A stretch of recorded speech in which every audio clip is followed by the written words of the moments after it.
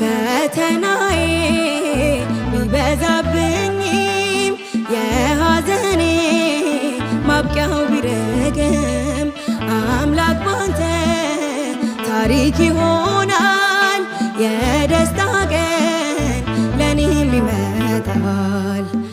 አንተ አትሳሳትም በስራ ፍጹምና መልካም አባት ነህ።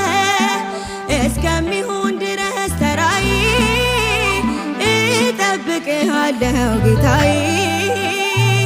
የተሻለ ነገር አስብህልኝ ነው ፈተናው የበዛው።